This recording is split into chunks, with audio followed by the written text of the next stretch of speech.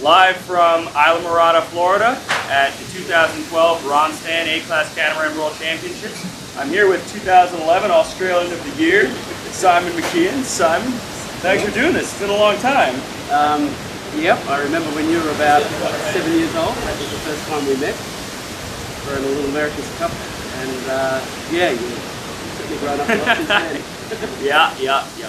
So you've got a very long history of going very fast in some increasingly extreme boats.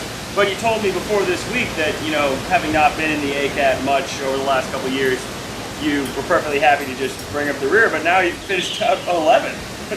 So you gotta be pleased with that. Well, yes and no, in that I think I only finished 11th because I've managed to get around the course 5 times, and a lot of the really good guys, you know, they only had one bad race and they were forced to carry it. So the 11th is a bit of an overstatement, but look, I really haven't sailed much in the last 6 months. You know, we've been out of our season and certainly haven't done any European campaign or whatever. And that stuff we've had out there, yeah, I would have liked to have had, you know, a couple of weekends of practice. But, I did a lot of stupid things, and actually I capsized a few times, but I was wrapped, but I actually did finish every race, and that meant that, that I got up a little bit.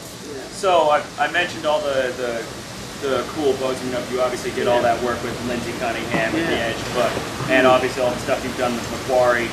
I spoke to you a little bit the other day about what your plan is for Macquarie innovations going forward. Can you speak just a little bit about that? Look, I'd love to. Well, it's been an interesting project, and in some respects, I'm not going to use this as an excuse, but when we go back to the 90s, when we had the Little America's Cup for a few years, and then we came up against, you know, the awesome project that, you know, your father was part of, and I suspect they were going to beat us on any conditions, but in truth, we were distracted at that time because we were just a couple of years into this speed sailing program, and we're very much just an amateur syndicate. And you know, we were a bit divided in how we were spending our time, and we didn't just get beaten in the wallet by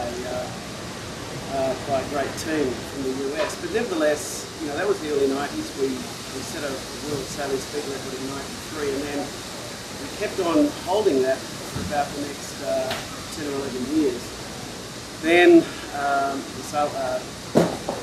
then we lost it to the sailboard, and then we got it back in 2009. You know, we just kept chipping away, building new boats, modifying, all that sort of stuff. And 2009 was particularly gratifying because we were actually the first local boat, as opposed to a kite, to get through the 50 knot barrier, and that was you know, incredibly satisfying for this team that had been together for so long. You know, 16 years speed sailing and before that all the America's Cup stuff.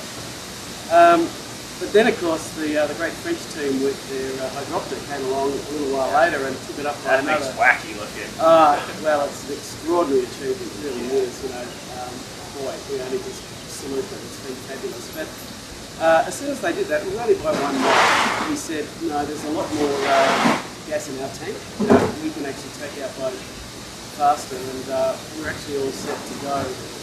A year or so back, but when I ended up losing a year or so of my life, and it all got set back. But look, you know, we'll go back to Australia now after this event here, and we'll do some nice training as to what you know, we've got some big decisions to make as to what we do with an existing boat, possibly a new boat. We'll sort of you and Tim are going to go back to the drawing board and really Tim is make a decision one way or the other. Tim's the inspiration, the perspiration, the brains, he's everything, and I really just get to go along for the ride. You know, I got the easy job, but it's really, you know, Tim's just extraordinary, and he's just matured and developed so much over 20 years, and it's really his call. And you know, I'm looking forward to going back and having a tiny bit more time, and we'll sit down and say, well, you know, are we up for it? I know that, you know, Lindsay's mind, Tim's mind is full of ideas, some radical, some just develop, you know, a little bit here and there. But overall, there's an immense potential. On the internet. It's cheers you up for it. Well, thanks very much for doing this, Simon. No problem, Will. Go well. You heard it here first. Simon McKeon got some more records to chase. I'm Will Clark, live at Isla Mirada.